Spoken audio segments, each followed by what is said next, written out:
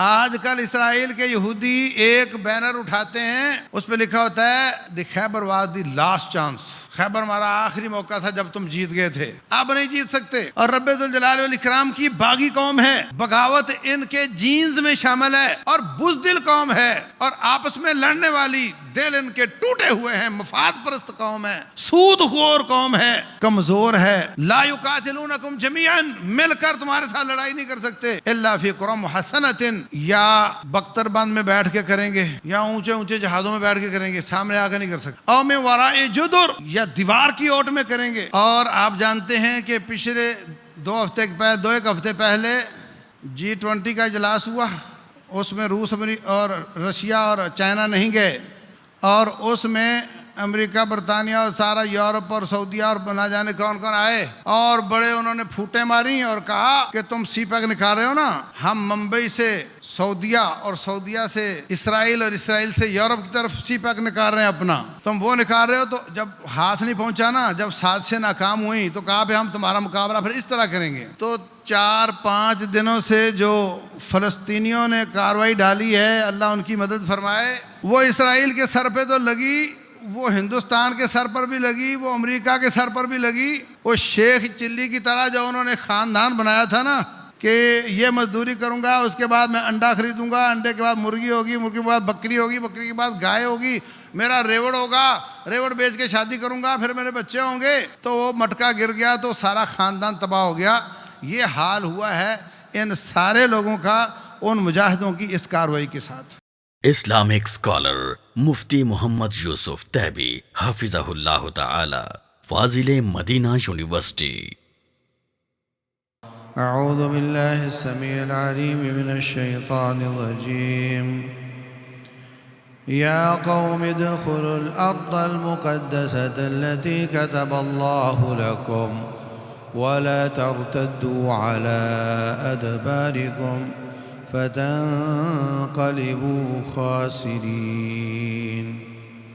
محترم سامعین اور سامعات، اللہ تبارک و تعالی نے زمین کے کچھ زمان اور کچھ مکان بابرکت بنائے ہیں۔ جو زمانے بابرکت ہیں وہ جیسے رمضان ہے، جیسے آخری عشرہ ہے، جیسے لیلۃ القدر ہے، جیسے حج کے دن ہیں،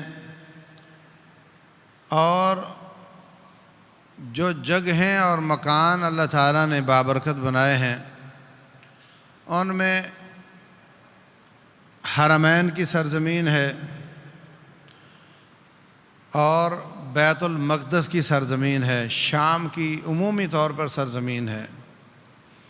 شام جو اس زمانے میں تھا اس میں بیت المقدس کے ساتھ ساتھ کچھ علاقے اردن کے، کچھ سوریہ کے، کچھ سعودیہ کے، یہ سارے علاقے کو شام کہا جاتا تھا۔ تو رسول اللہ صلی اللہ علیہ وسلم نے احادیث میں بھی اور اللہ تبارک و تعالی نے قرآن حکیم میں بھی ان علاقوں کو بابرکت کہا ہے، ان علاقوں کو مقدس کہا ہے۔ بہت زیادہ تاریخ کے واقعات بھی ان سے متعلق ہیں، اور بہت زیادہ آئندہ آنے والے واقعات بھی اس سے متعلق ہیں۔ تو تاریخ میں رسول اللہ صلی اللہ علیہ وسلم فرماتے ہیں کہ سب سے پہلا گھر جو زمین پر اللہ کا بنا ہے وہ بیت اللہ ہے، اور دوسرا گھر بیت المقدس ہے۔ پوچھنے والے نے پوچھا کہ ان کے بیچ میں کتنا وقت ہے، تو کہا 40 سال ہیں۔ تو یہ آدم علیہ السلام کے زمانے میں دونوں گھر بنے ہیں، اور بعد میں حالات کیسے ہوئے، بیت اللہ بھی گر گیا، بیت المقدس بھی، تو اس کی دوبارہ بلڈنگ کھڑی کی ہے۔ حضرت ابراہیم علیہ السلام نے بیت اللہ کی، اور حضرت داؤد علیہ السلام اور ان کے بیٹے سلیمان علیہ السلام نے دوبارہ ان کی بلڈنگ کو کھڑا کیا ہے۔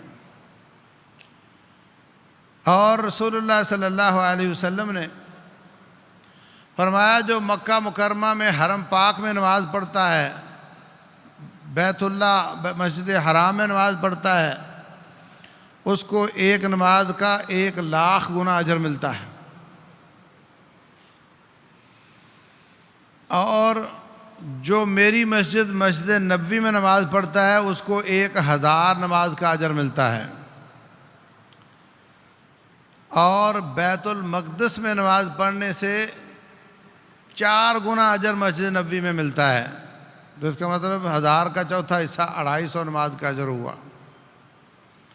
یہ صحیح حدیث ہے، جو باقی معروف ہیں وہ صحیح نہیں ہیں۔ اور تاریخ میں یہ بات بھی ہے کہ رب ذوالجلال نے بہت زیادہ انبیاء کو اس علاقے میں مبعوث فرمایا۔ شام کی سرزمین انبیاء کی سرزمین کہلاتی ہے۔ ابراہیم علیہ السلام بھی شام گئے، داؤد سلیمان علیہ السلام بھی، یوشع بن نون بھی، موسیٰ علیہ السلام بھی شام جانا چاہتے تھے، مگر ان کی قوم اس وقت جو یہودی تھے وہ مانے نہیں۔ فرعون کے ڈوب جانے کے بعد مصر سے نکلو تو فلسطین اور مصر کے درمیان کوہ طور بھی ہے اور صحرائے سینا بھی ہے۔ اگر آپ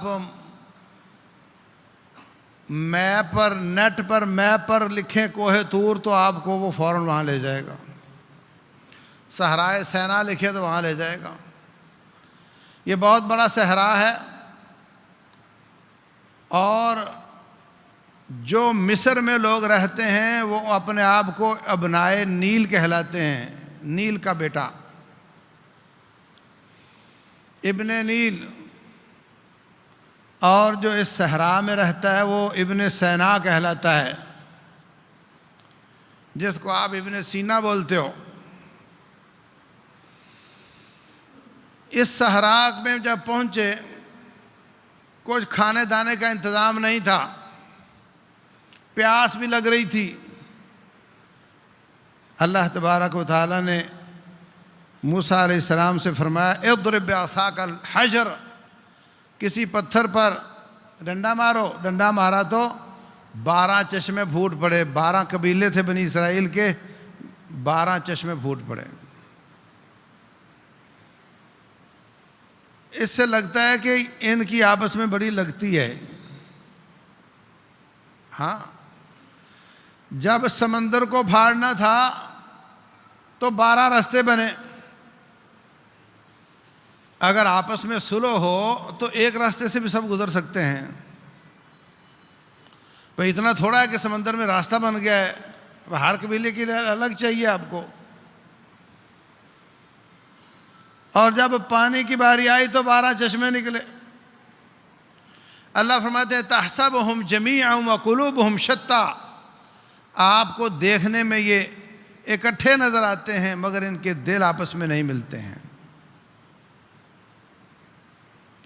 یہ ایک نہیں ہیں، یہ ایک دوسرے کے خلاف ہیں۔ تو پانی کا انتظام ہو گیا تو بولے کھانے کا انتظام چاہیے، تو من اور سلوہ نازل ہوا۔ من سلوہ نازل ہوا کھانے کے لیے۔ بولے یہاں گھر نہیں، دھوپ بہت لگتی ہے۔ وَظَلَّلْنَا عَلَيْهِمُ الْغَمَامِ، اللہ تعالیٰ نے ایک بادل کی ڈیوٹی لگا دی کہ تو نے ہر وقت ان کو سایہ کرنا ہے۔ اب اللہ تعالیٰ نے فرمایا کہ بیت المقدس میں داخل ہو جاؤ، اس کو فتح کرنا ہے۔ کہنے لگے ہم تو نہیں جائیں گے۔ اِنَّ فِيهَا قَوْمًا جَبَّارِينَ، اس میں بڑے جابر لوگ رہتے ہیں۔ وَإِنَّا لَن نَّدْخُلَهَا حَتَّى يَخْرُجُوا مِنْهَا، جب تک یہ نہیں نکل جاتے ہم نہیں جائیں گے۔ مَا دَامُوا فِيهَا، جب تک یہ لوگ اس میں ہیں ہم نہیں جائیں گے. فَإِن يَخْرُجُوا مِنْهَا فَإِنَّا دَاخِلُونَ. ان کو نکالو، علاقہ کلیئر قرار دو، پھر ہم جائیں گے اس میں. دیکھو ڈٹائی کہ کوئی فوج اپنے کمانڈر سے کہے کہ علاقہ کلیئر کرواؤ پھر ہم اس میں جائیں گے. تم کس بیماری کا علاج ہو بھائی؟ اگر علاقہ میں نے کلیئر کروانا ہے تو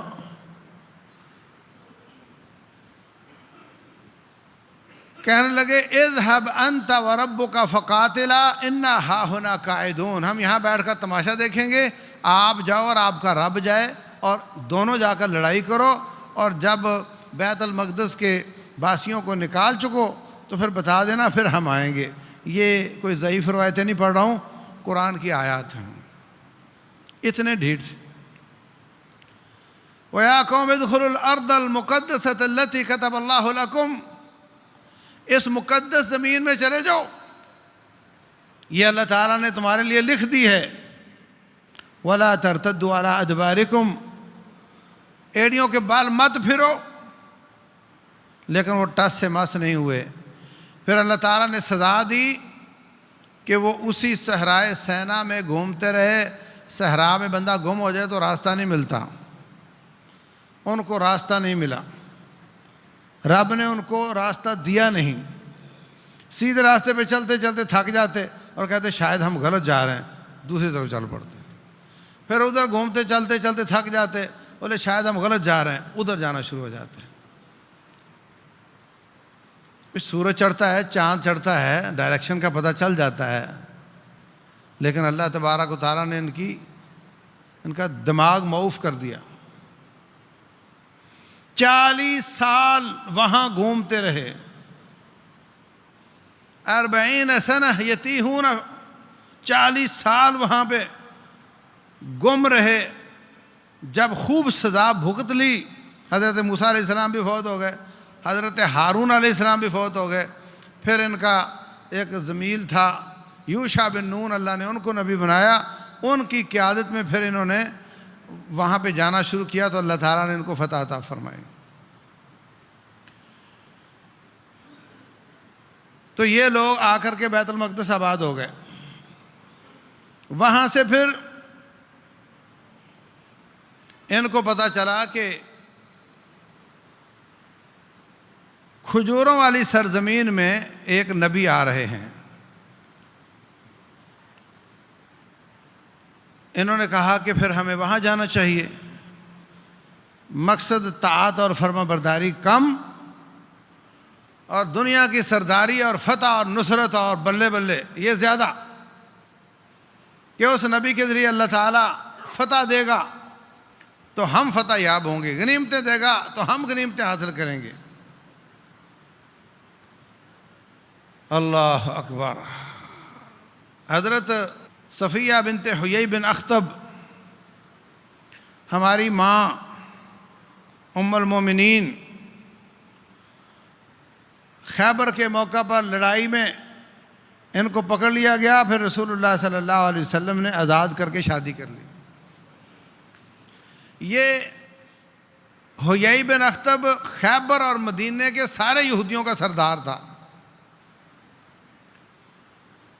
جب رسول اللہ صلی اللہ علیہ وسلم آئے تو حضرت صفیہ فرماتی ہیں میں چھوٹی سی تھی، ابا مجھے جب بھی گھر آتے میں چمڑ جاتی، بڑا پیار کرتے. تو ایک دن چاچے کو میرے والد نے کہا کہ آؤ چلے مدینہ جا کر دیکھیں کہ جو نبی آیا ہے یہ سچا ہے یا نہیں. جا کر دیکھا، چیک کیا، سوالات کیے، جوابات لیے. واپس آئے تو میں بھاگ کر دروازے کی طرف بھاگی کہ مجھے ابا اٹھائیں گے، پیار کریں گے، لیکن ابا نے نہ مجھے اٹھایا نہ پیار کیا. میں مایوس ہو کر ان کے پیچھے پیچھے، غصہ، حالت خراب، بیٹھ گیا. چاچا کہتا ہے بھائی جان پھر جو ہم نے دیکھا اس کے بارے میں کیا تبصرہ ہے آپ کا؟ کیا یہ نبی ہماری کتابوں کے مطابق سچا ہے؟ بولے ہاں بالکل سچا ہے. زمین سے ایک تنکا اٹھا کر کہتا ہے اس تنکے جتنا بھی شک نہیں ہے کہ یہ نبی سچا ہے، یہ وہی ہے جس کے ہم انتظار میں آئے تھے، لیکن کہتا ہم اس کی بات نہیں مانیں گے، ہم اس پر ایمان نہیں لائیں گے۔ بھائی کہتا ہے یہ تو رب کا چناؤ ہے، کہتا ہے یہ ہماری برادری سے نہیں ہے،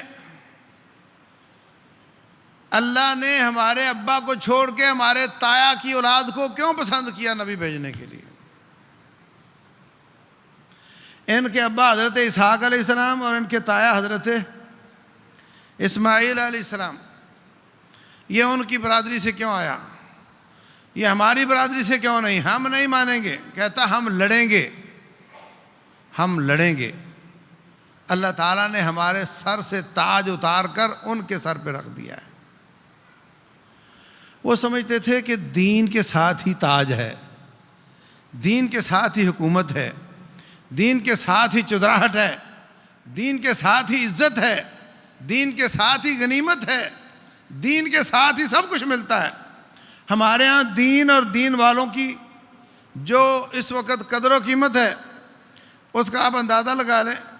اگر یہ زمانہ ہوتا تو کہتے تو کیا ہے، مطلب جس طرح ہمارے ہاں ہم کہہ دیتے ہیں کہ مولوی صاحب ان کی برادری سے ہے تو کیا فرق پڑتا ہے، لیکن وہ سمجھتے تھے کہ نہیں، دین سچا ہے تو یہی غالب ہوگا اور ہم مغلوب ہوں گے، انہی کی مدد ہوگی، ہم ان سے لڑیں گے۔ ایسا ہی ہوا۔ بنو نذیر، بنو قینقاع، بنو قریظہ کو قتل کر دیا گیا، باقی دونوں کو نکال دیا گیا، وہ خیبر چلے گئے۔ پھر خیبر پر حملہ ہوا، خیبر فتح ہوا، اور اس فتح میں حضرت صفیہ باقی غلاموں لونڈیوں کے ساتھ پکڑی گئیں، نبی صلی اللہ علیہ وسلم کے حصہ میں آئیں۔ پہلے ایک اور صحابی کے حصہ میں آئیں، پھر صحابہ اکرام نے کہا کہ چودھری کی اور سردار کی بیٹی یہ سردار کے پاس جانی چاہیے، تو اللہ تبارک و تعالیٰ نے ان کو ہماری ماں بنا دیا۔ تو یہ وہ قوم ہے جو اس انتظار میں یہاں بیٹھے ہوئے تھے۔ رسول اللہ صلی اللہ علیہ وسلم حج کے موقع پر، جب ہجرت سے پہلے حج کے موقع پر حاجیوں کو دعوت دیتے تھے۔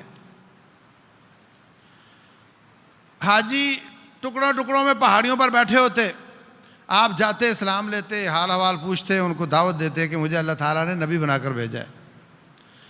جب مدینے والوں کے یثربی لوگوں کے پاس پہنچے تو ان میں سے ایک کہتا ہے، لو بھائیو، یہ تو بڑی مزے کی بات ہے، یہودی عراق چھوڑ کر، شام چھوڑ کر مدینہ میں آ کر اس لیے آباد ہوئے تھے کہ جو نبی آئے گا اس کی اطاعت ہم کریں گے، اور اس کی مدد کے ساتھ رب کی مدد ہوگی، اور رب کی مدد کے ساتھ ہم باقیوں کے ساتھ لڑیں گے اور ہم فتح یاب ہوں گے، اللہ ہمارے ساتھ ہوگا۔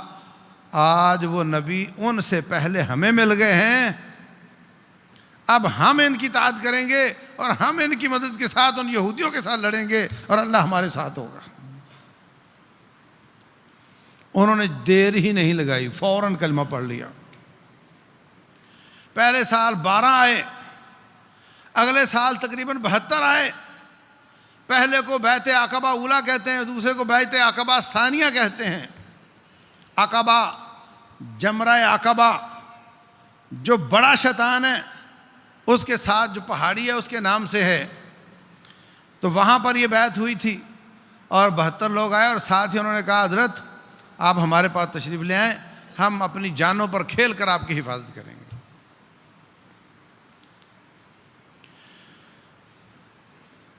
تو یہ لمبی کہانی ہے، لمبی سیرت ہے۔ آتے ہی رسول اللہ صلی اللہ علیہ وسلم نے ان کو ایک معاہدے کی رسی میں باندھ لیا۔ لفظ یہ بولا کہ مدینہ پر حملہ ہو تو مدینہ والے مل کر دفاع کریں گے اور آپس میں نہیں لڑیں گے۔ دفاعی معاہدہ ہو گیا۔ اگر فرماتے مسلمانوں پہ حملہ ہوگا تو یہودی دفاع کریں گے، تو مانتے تھے وہ۔ یہ بصیرت والے الفاظ ہیں، یہ انٹرنیشنل ڈپلومیٹک جو پروٹوکولز ہیں ان کو یہاں سے ہدایت لینی چاہیے، الفاظ کا چناؤ۔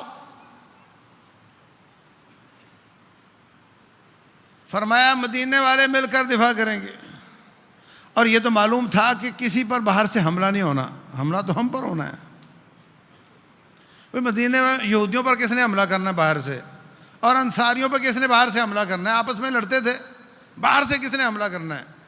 بہت کم چانس تھے ان کے، اور یہ معلوم تھا کہ مکے والے مجھے وہاں بھی نہیں چھوڑیں گے، اس لیے جاتے ہی میثاق مدینہ کیا اور یہ لفظ بولے کہ مدینہ والے مل کر مدینے کا دفاع کریں گے اور آپس میں نہیں لڑیں گے۔ بدر ہوئی مکہ والوں کے ساتھ تو بنو قینقاع نے شرارت کی، ان کو وہاں سے نکال دیا۔ احد ہوئی مکہ والوں کے ساتھ تو بنو نضیر نے شرارت کی اور ان کو نکال دیا۔ احزاب ہوئی مکہ والوں کے ساتھ اور اوروں کے ساتھ بھی، اور اس کے ہوسٹ ہی بنو قریظہ تھے، وہ بلایا ہی بنو قریظہ نے تھا، ان کی غداری پر ان کو ذبح کر دیا گیا۔ تو اس طریقے سے مدینہ یہودیوں سے پاک ہو گیا۔ پھر یہ خیبر گئے تو خیبر پر حملہ کر کے وہاں سے ان کو نکالا نہیں گیا، بلکہ وہ زمینیں جو فتح کی تھیں وہ ساری ان کو کرائے پر دے دی گئیں، ان کو کرائے پر وہ زمینیں دے دی گئیں۔ اب اپنی زمینوں پر یہ مزارع بن گئے۔ آج کل اسرائیل کے یہودی ایک بینر اٹھاتے ہیں، اس پہ لکھا ہوتا ہے دی خیبر واز دی لاسٹ چانس، خیبر ہمارا آخری موقع تھا جب تم جیت گئے تھے، اب نہیں جیت سکتے۔ اور رب ذوالجلال والاکرام کی باغی قوم ہے، اللہ تعالیٰ کے ساتھ بغاوت کرنے والی قوم ہے، بغاوت ان کے جینز میں شامل ہے، اور بزدل قوم ہے، اور آپس میں لڑنے والی، دل ان کے ٹوٹے ہوئے ہیں، مفاد پرست قوم ہے، سود خور قوم ہے، کمزور ہے۔ لا یقاتلونکم جمیعا، مل کر تمہارے ساتھ لڑائی نہیں کر سکتے، الا فی قری محصنۃ، یا بختر بند میں بیٹھ کے کریں گے، یا اونچے اونچے جہازوں میں بیٹھ کے کریں گے، سامنے آ کے نہیں کر سکتے۔ او من وراء جدر، یا دیوار کی اوٹ میں کریں گے، یہ سامنے آ کر آپ سے لڑ نہیں سکتے۔ اور سازشیں کریں گے، سود عام کر کے مسلمانوں کو رب سے لڑائیں گے۔ جب مسلمان سودی ہو جائیں گے، رب ان سے جنگ کرے گا، تو پھر یہ جنگ میں جیت جائیں گے، کیونکہ ان کے ساتھ رب نہیں ہوگا۔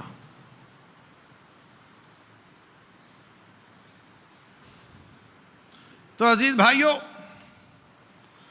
یہ بھی تاریخ شام سے متعلق ہے، اور رسول اللہ صلی اللہ علیہ وسلم کی معراج، سبحان الذی اسری بعبدہ لیلا من المسجد الحرام الى المسجد الاقصی الذی بارکنا فیہا، اللہ تعالیٰ نے روٹ طے کیا۔ اسلام کی ابتدا مکہ سے ہوئی، اس امت میں اسلام کی ابتدا مکہ سے ہوئی، اور انتہا جا کر کے شام میں ہوگی۔ ابتدا مکہ سے ہوئی، انتہا شام میں ہوگی۔ کیسے؟ رسول اللہ صلی اللہ علیہ وسلم فرماتے ہیں کہ جب فتنوں کا دور ہوگا تو اس وقت ایمان شام میں ہوگا۔ جب دور فتنوں کا ہوگا اس وقت ایمان شام میں ہوگا۔ ایک زمانہ آئے گا دنیا کے بلاک بن جائیں گے، ایک بلاک عراق کا ہوگا، ایک بلاک یمن کا ہوگا، ایک بلاک شام کا ہوگا، اور تم لوگ شام والے بلاک میں شامل ہو جانا۔ نہ جانے یہ کب ہوگا۔ اور رسول اللہ صلی اللہ علیہ وسلم نے جو روٹ آپ کی معراج کا ہے وہ بھی یہی ہے۔ ابتدا اسلام کی مکہ سے، آپ مکہ سے نکلے، شام پہنچے، بیت المقدس پہنچے، وہاں پر رب ذوالجلال والاکرام نے تمام انبیاء اکرام کو لا حاضر کیا. نماز کا وقت ہوا تو فرمایا وہ امامت میں نے کی، اس لیے آپ امام الانبیاء ہیں. وہاں سے اٹھا کر آسمانوں پہ رب لے گیا. معراج کا واقعہ لمبا واقعہ ہے، تو یہ تاریخ بھی اسی شام سے متعلق ہے. اور لفظ کیا استعمال کیے؟ الی المسجد الاقصی الذی بارکنا حولہ، جس کے چاروں طرف اللہ تعالیٰ نے برکت فرمائی. اور حضرت سلیمان علیہ السلام کے بارے میں قرآن میں اللہ فرماتے ہیں کہ ان کے لیے ہوا چلتی تھی اس زمین کی طرف جس میں ہم نے برکت فرمائی. تو یہ بابرکت بھی ہے اور مقدس بھی ہے، قابل تقدیس بھی ہے اور باعث برکت بھی ہے. حضرت سلیمان علیہ السلام کا وہاں پایا تخت تھا. انہوں نے جنوں سے یہ بیت المقدس دوبارہ تعمیر کروائی تھی. آج بھی اس کے تہہ خانے میں جو بڑے بڑے پتھر ہیں وہ انسان نہیں اٹھا سکتے. اور پھر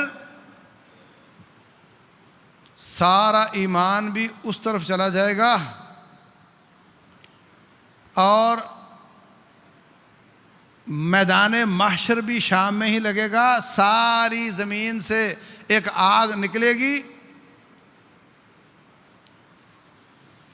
اور وہ آگ لوگوں کو سمیٹے گی. رسول اللہ صلی اللہ علیہ وسلم فرماتے ہیں کہ وہ آگ تبیت معہم حیث باتوا، وہ آگ پوری زمین پر پھیلے گی، لوگوں کا پیچھا کرے گی. جب لوگ جہاں لوگ سو جائیں گے وہاں وہ آگ رک جائے گی. جب جاگیں گے تو پھر ان کے قریب آئے گی تو ڈر کر بھاگیں گے.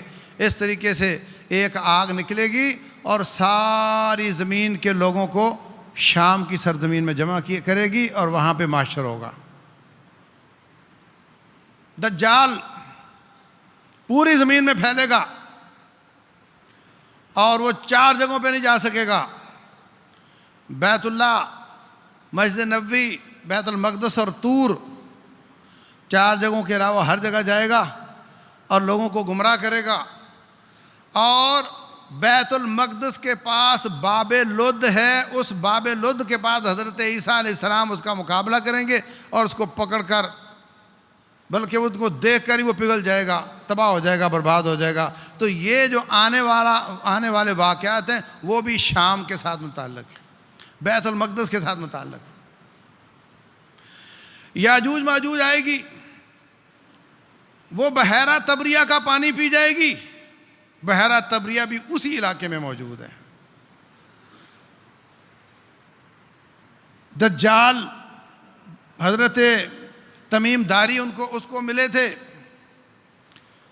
رسول اللہ صلی اللہ علیہ وسلم کے پاس آئے تھے. صحیح مسلم کی حدیث ہے، کہتے ہیں ہماری کشتیاں ہم چلا رہے تھے، مچھلیاں پکڑ رہے تھے، طوفان آیا، ہمیں نہیں معلوم کدھر لے گیا. ایک جزیرہ تھا، وہاں ہم گئے. ایک جانور تھا جس کا پتہ نہیں چلتا تھا اس کا منہ کدھر ہے.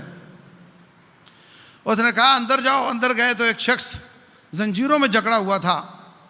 اس نے ہم سے سوال کیے، کیا فلاں علاقے کے باغ کی کھجوریں ابھی تک پھل دے رہی ہیں؟ بولے ہاں. تو کہا ایک وقت آئے گا وہ پھل نہیں دیں گی. کہا فلاں علاقے کا کنواں اس میں پانی ہے؟ بولے ہاں. تو کہا ایک زمانہ آئے گا اس میں پانی نہیں رہے گا. یہ جتنے سوال دجال نے کیے تھے وہ بھی سارے ارض شام کے قریب کے علاقے ہیں. اور حضرت عیسیٰ علیہ السلام اتریں گے دمشق میں، سفید منارے کے پاس اتریں گے. وہ سفید منارہ بھی شام میں ہی ہے اور وہ آج بھی سفید منارہ موجود ہے، اور وہ کسی مسجد کا منار نہیں ہے، ویسے ہی منار ہے. 2 فرشتوں پر ہاتھ رکھ کر وہ اتریں گے. ان کے سر سے پانی کے قطرے گر رہے ہوں گے موتیوں کی طرح، اور وہ اتریں گے. اور حضرت مہدی جو ہوں گے آ کر کے ان کو وہ ملیں گے، اور نماز کا وقت ہوگا. حضرت مہدی کہیں گے آپ نماز پڑھیں.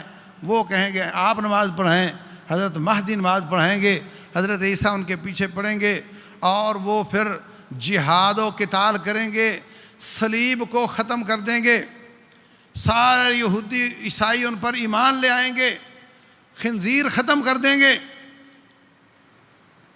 اور پھر ہندوستان کے غزوہ ہند کے لوگ بھی ان کے ساتھ ملیں گے، پوری زمین کی 2/3 پاپولیشن تباہ ہو جائے گی، ان لڑائیوں میں ختم ہو جائے گی، اور 1/3 باقی بچے گی، اور ان کے ساتھ حضرت مہدی 7 سال حکومت کریں گے، اور اس میں اللہ تعالیٰ برکات نازل کرے گا۔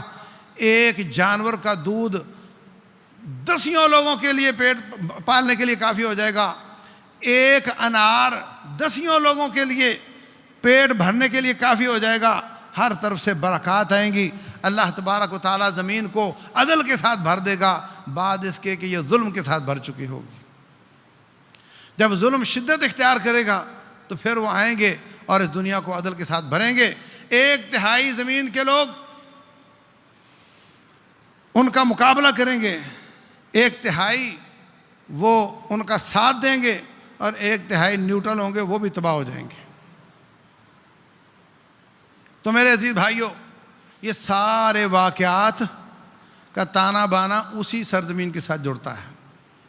سوریہ میں جو شام کا حصہ ہے، سوریہ میں لڑائی ہوئی، آپ اندازہ لگائیں، روس اس میں آ گیا، چائنا اس میں آ گیا، برطانیہ اس میں آ گیا، فرانس اس میں آ گیا، امریکہ اس میں آ گیا، پڑوسی سعودیہ یا ایران یا یہ تو آئے ہی، پوری دنیا کے بڑے بڑے بدماش اس میں آ گئے، سب اس علاقے کی اہمیت کو سمجھتے ہیں۔ اور ابھی آپ دیکھیں، یہ جو سرزمین ہے، حضرت عمر بن خطاب رضی اللہ عنہ کے زمانے میں ابو عبیدہ بن جراح رضی اللہ تعالیٰ عنہ کی جہادی کارروائیوں کے نتیجے میں اس وقت وہاں عیسائی آباد تھے، انہوں نے کہا جی ہم لڑنا نہیں چاہتے، آپ اپنے امیر المومنین کو بلائیں، ہم ان کو بیت المقدس کی چابیاں دیتے ہیں۔ 5 صدیاں مسلمانوں کا اس پہ قبضہ رہا، اس کے بعد جناب عیسائیوں نے تھوڑا قبضہ کیا، پوری دنیا کے عیسائی مل کر آئے، انہوں نے قبضہ کر لیا، پھر غالباً 1167 ہے یا 2-4 سال آگے پیچھے ہیں، صلاح الدین ایوبی رحمہ اللہ نے صلیبی جنگیں لڑ کر عیسائیوں کو تباہ برباد کیا اور بیت المقدس کو دوبارہ فتح کیا۔ پھر یہ مسلمانوں کے پاس رہا، کبھی اس پر بابلی آتے رہے، کبھی عراقیوں نے قبضے کیے، کبھی مصر نے کیے، برطانیہ نے کیے۔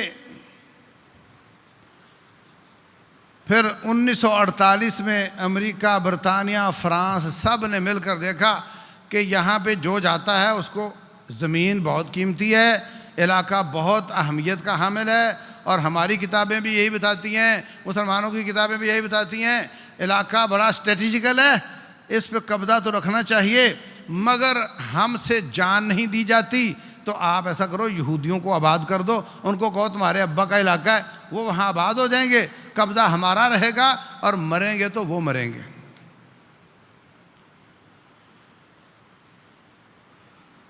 سن 48 سے وہاں ان کو آباد کیا گیا، ان کی حکومت کو UN نے تسلیم کیا۔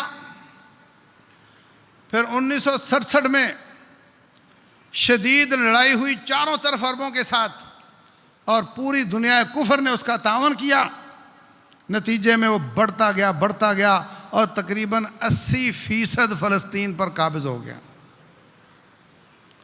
78% اسرائیل قابض ہے، اور تقریباً 22% پہ مسلمان آباد ہیں۔ اور پھر 3-4 سال پہلے 2017 میں تقریباً ٹرمپ نے کہا کہ اب ہم اپنا سفارت خانہ تل ابیب سے بیت المقدس میں منتقل کر رہے ہیں، وہ یہودیوں کا دارالحکومت بن گیا ہے۔ یہ سب کچھ ہوتا رہا۔ مسلمان، پاکستان کے مسلمان کا مسئلہ کشمیر کا ہے، عربوں کا مسئلہ فلسطین کا ہے، یہ تصور دیا گیا، جبکہ وہ امت اسلامیہ کے مسئلے ہیں۔ وہ بھی ہمارا مسئلہ ہے، یہ بھی ان کا مسئلہ ہے، اور دونوں مسئلے ان کی دنیا داری میں رکاوٹ بنے ہوئے ہیں۔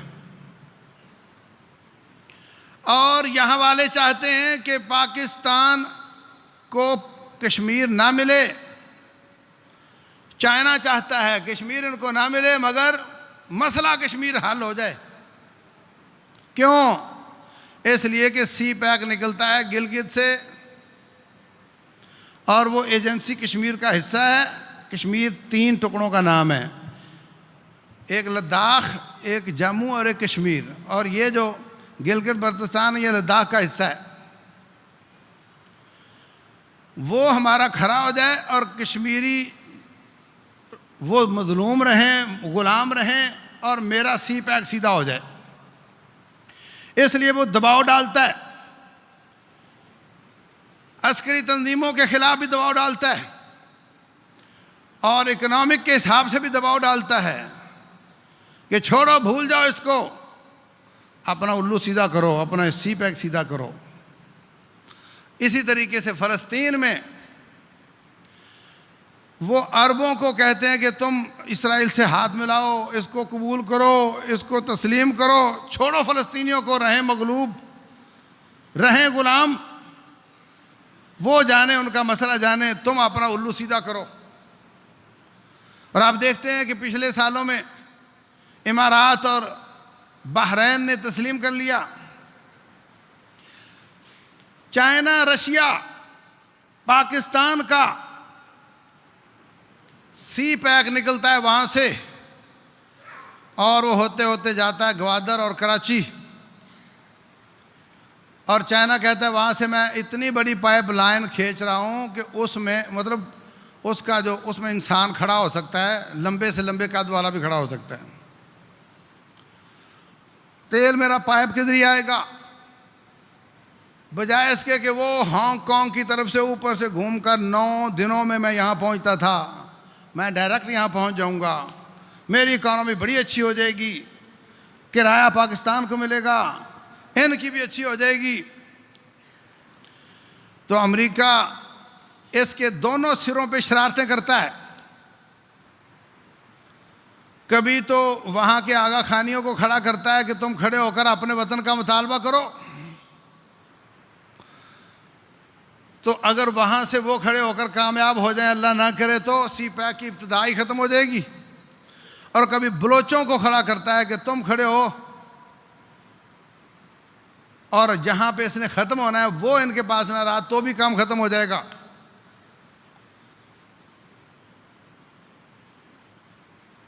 جب زلزلہ آیا، ساتھی گئے، جا کر تعاون کیا، بلوچستان کی پہاڑیوں میں کمرے پہ وہ بورڈ لگایا کہ یہ یو ایس ایڈ کا دفتر ہے، اور اندر بیٹھے ہوتے تھے باغی،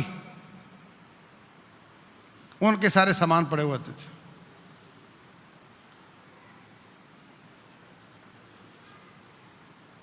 اور آپ جانتے ہیں کہ پچھلے 2 ہفتے پہلے G20 کا اجلاس ہوا، ہاں، اس میں روس اور رشیا اور چائنا نہیں گئے، اور اس میں امریکہ، برطانیہ اور سارا یورپ اور سعودیہ اور نہ جانے کون کون آئے، اور بڑے انہوں نے پھوٹیں ماری اور کہا کہ تم سی پیک نکال رہے ہو نا، ہم ممبئی سے سعودیہ اور سعودیہ سے اسرائیل اور اسرائیل سے یورپ کی طرف سی پیک نکال رہے ہیں اپنا، ہم اپنا سی پیک نکال رہے ہیں بھائی، اپنا ایک راستہ نکال رہے ہیں تجارتی، تم وہ نکال رہے ہو۔ تو جب ہاتھ نہیں پہنچا نا، جب سازشیں ناکام ہوئیں تو کہا کہ ہم تمہارا مقابلہ پھر اس طرح کریں گے۔ تو 4-5 دنوں سے جو فلسطینیوں نے کارروائی ڈالی ہے، اللہ ان کی مدد فرمائے، وہ اسرائیل کے سر پہ تو لگی، وہ ہندوستان کے سر پر بھی لگی، وہ امریکہ کے سر پر بھی لگی۔ وہ شیخ چلی کی طرح جو انہوں نے خاندان بنایا تھا نا کہ یہ مزدوری کروں گا، اس کے بعد میں انڈا خریدوں گا، انڈے کے بعد مرغی ہوگی، مرغی کے بعد بکری ہوگی، بکری کے بعد گائے ہوگی، میرا ریوڑ ہوگا، ریوڑ بیچ کے شادی کروں گا، پھر میرے بچے ہوں گے، تو وہ مٹکا گر گیا تو سارا خاندان تباہ ہو گیا۔ یہ حال ہوا ہے ان سارے لوگوں کا ان مجاہدوں کی اس کارروائی کے ساتھ۔ یہ سارے سٹپٹا رہے ہیں، اور اللہ کے ان شیروں نے 2 سال تیاری کی، اور آپ اندازہ لگائیں کہ اسرائیل کی ایجنسیوں سے اپنے آپ کو چھپا کے رکھنا کہ وہاں ہر دوسرا آدمی ان کا ایجنٹ نظر آتا ہے، معلوم نہیں کون کون ایجنٹ ہے، اپنے سارے کام ان سے چھپا کے رکھنا، رازداری رکھنا، اور اس کے بعد پھر ایک دم اتنی اعلیٰ لیول کی تیاری کرنا اور پھر وہ حملہ کرنا، یہ بہت بڑی بات ہے۔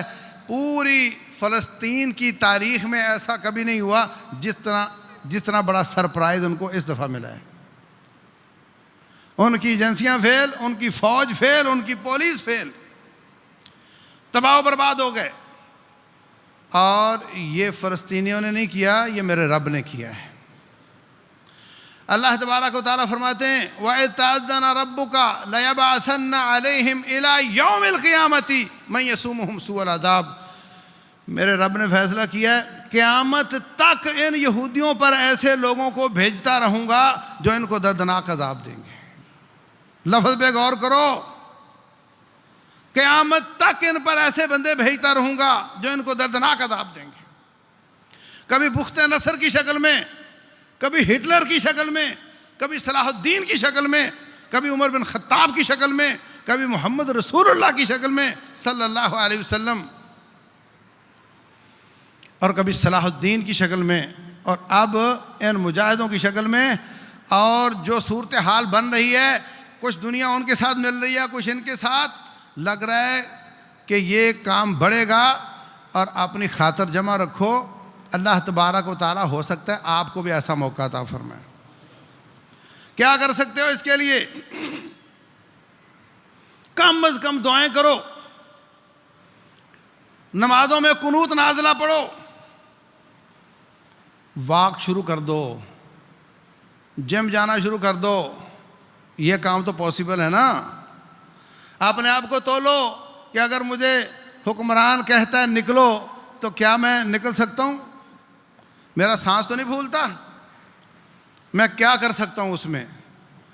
اپنے آپ کو تیار کرو ایسی قوم کے لیے جن کا بچہ بچہ عسکری تربیت لیتا ہے، جن کی عورتیں بھی عسکری تربیت لیتی ہیں۔ جھوٹ بولتا ہے کہ عوام کو مارا ہے فلسطینیوں نے، ان کے ہاں عوام کا تصور ہی نہیں ہے، ان کی عوام بھی فوجی ہے، ان کا فوجی بھی فوجی ہے۔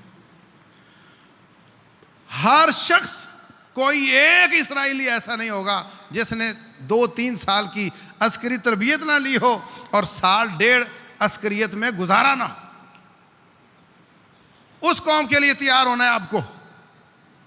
اور رب ذوالجلال جس طرح پہلے قادر مطلق تھا آج بھی ہے، اور یہ رب ہے، وہ کروایا کرتا ہے اس طرح کے کام، اور جب چاہے وہ ماحول بنا سکتا ہے، مشکل کام نہیں ہے اس کے لیے۔